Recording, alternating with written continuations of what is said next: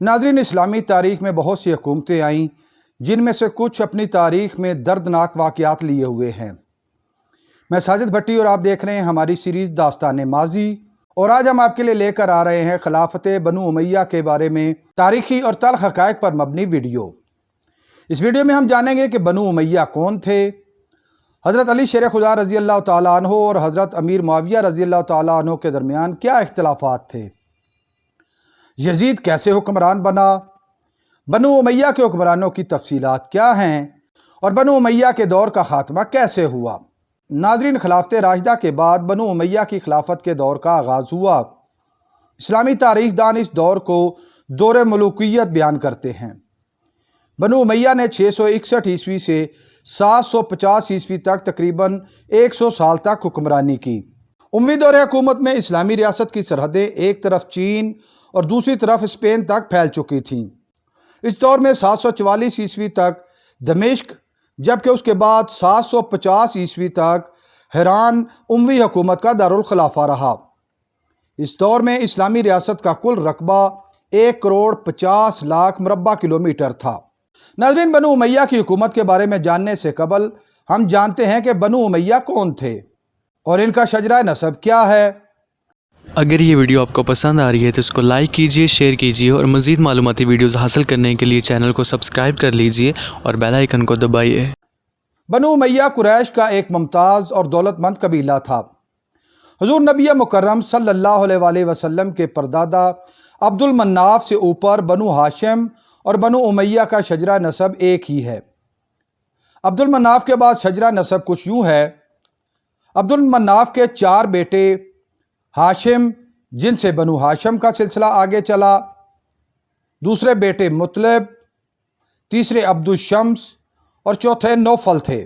عبد الشمس کے ہاں امیہ بن عبد الشمس ہوا، جس سے بنو امیہ کا قبیلہ آگے بڑھا۔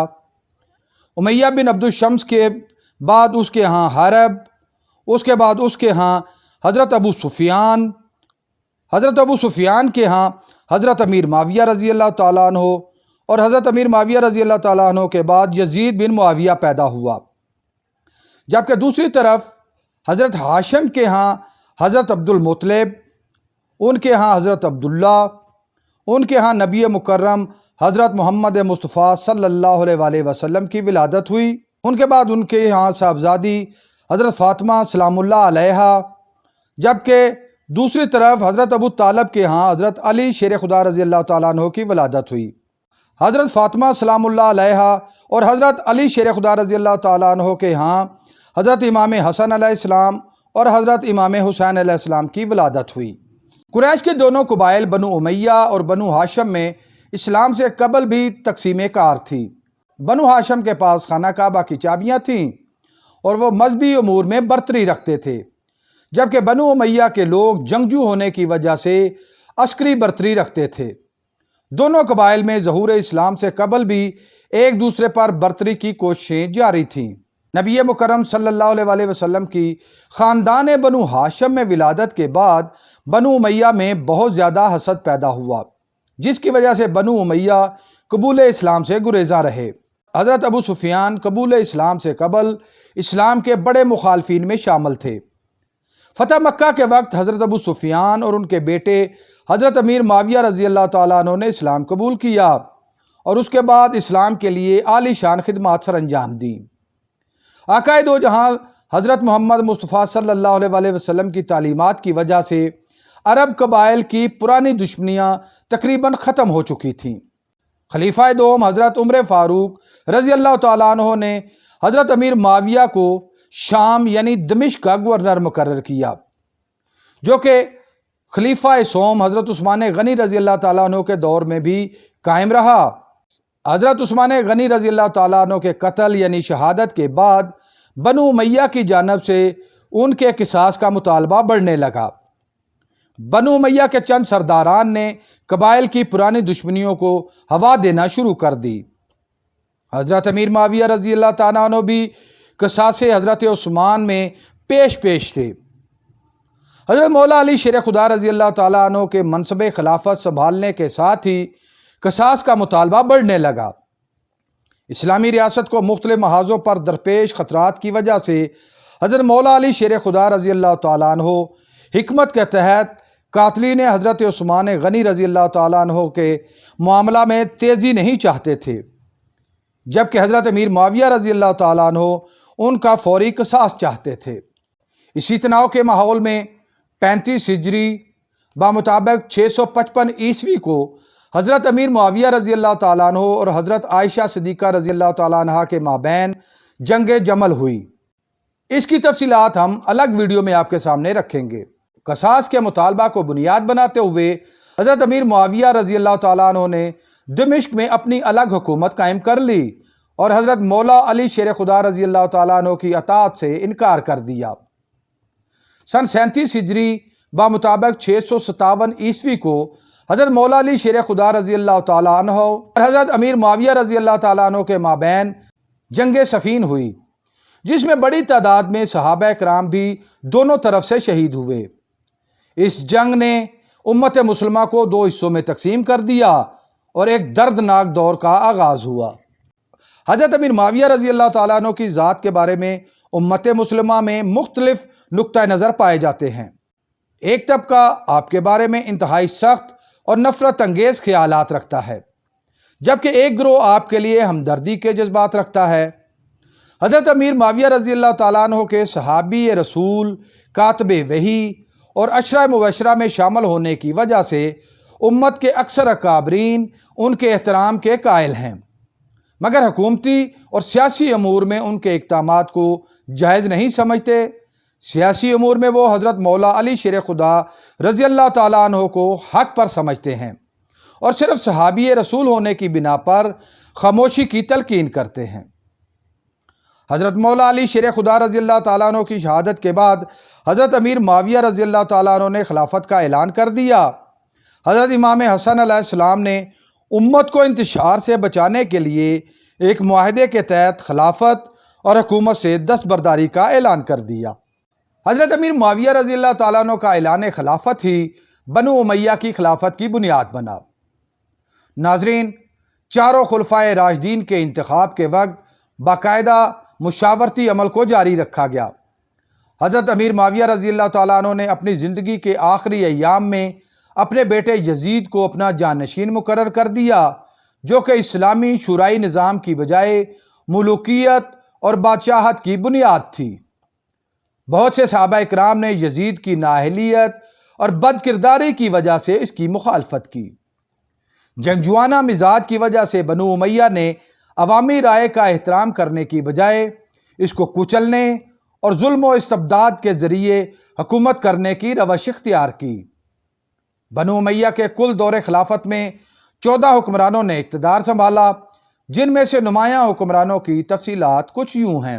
حضرت امیر معاویہ رضی اللہ تعالیٰ عنہ، آپ 661 عیسوی سے 680 عیسوی تک حکمران رہے۔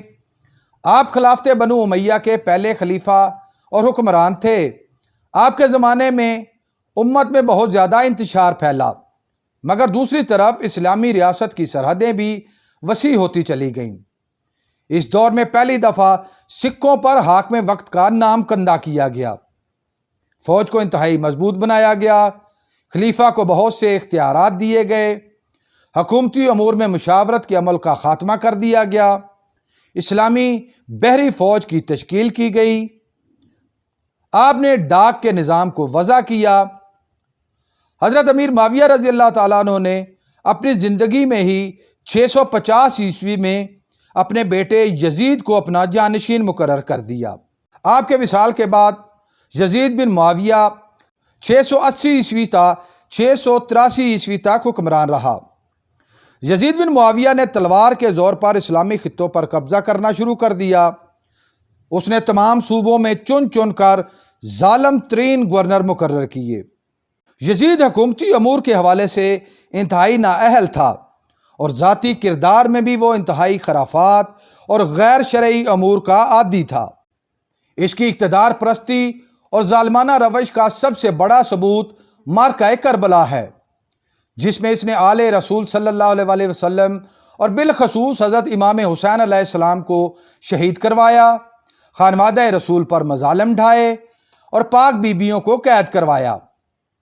معرکہ کربلا کے شہداء کی تفصیلات جاننے کے لیے ہماری پہلے سے موجود 72 شہدائے کربلا اور اسیران کربلا کی ویڈیو ضرور دیکھیں۔ اس ویڈیو کا لنک ڈسکرپشن میں دیا گیا ہے۔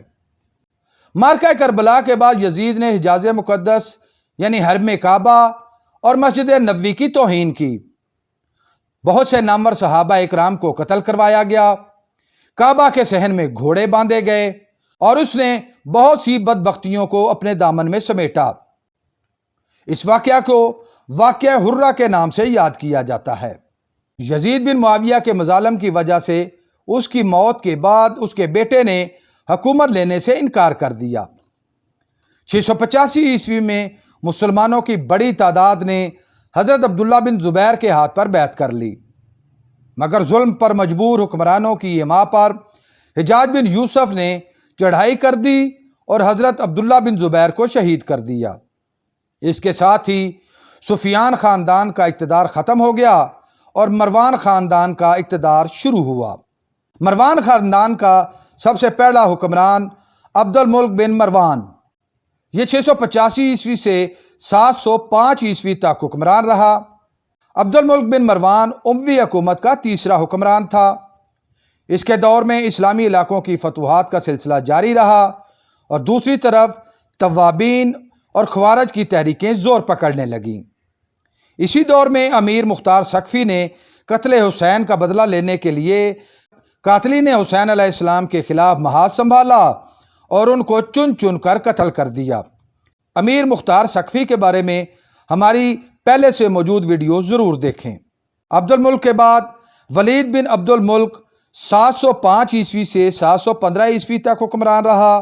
ولید بن عبد الملک اموی حکومت کا چوتھا حکمران تھا۔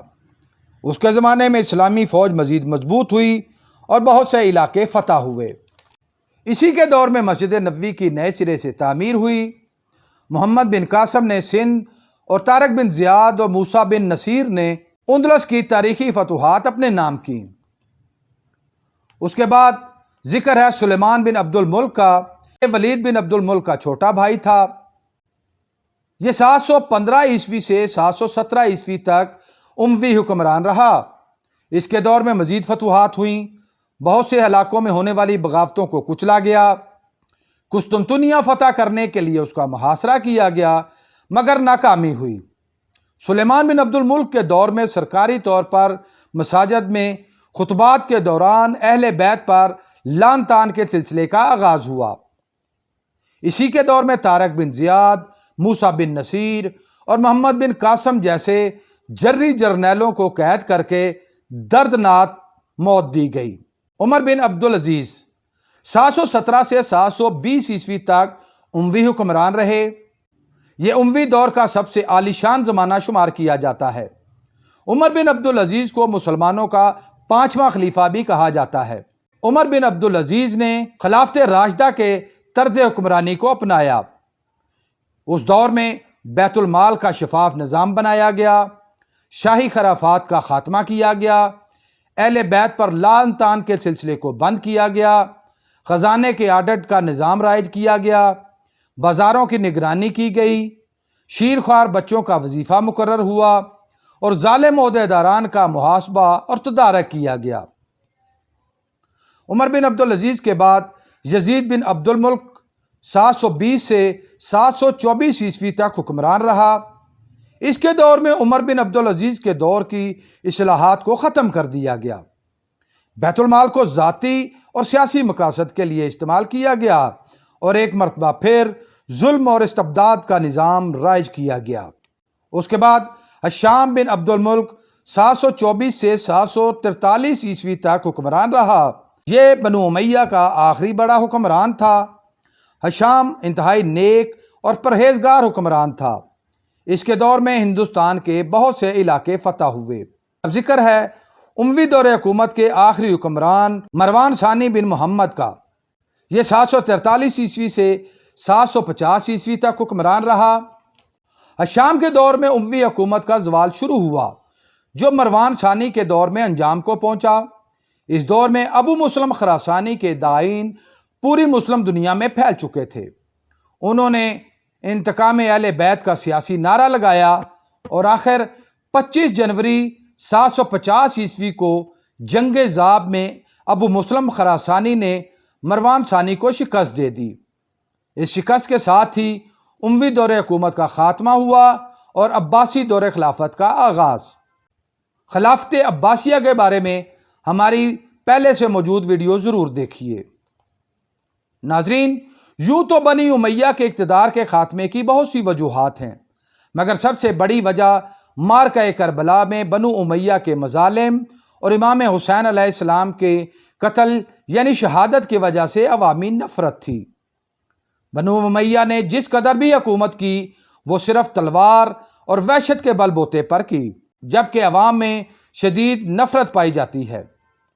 اموی حکومت کے خاتمے کے بعد سیاسی طور پر پوری دنیا میں اس کا وجود ختم ہو گیا۔ ناظرین، ہم تک پہنچنے والی تاریخ زیادہ تر اموی حکومتی دور کے اندر تحریر کی گئی، اس وجہ سے اس میں بہت زیادہ اختلافات بھی پائے جاتے ہیں۔ امید ہے آپ کو ہماری یہ کاوش پسند آئی ہوگی۔ بہت جلد ایک نئی معلوماتی ویڈیو لے کر آپ کے سامنے حاضر ہوں گے۔ اگر آپ اس ویڈیو کے بارے میں اپنی کوئی رائے دینا چاہیں تو کمنٹ باکس کا استعمال کریں۔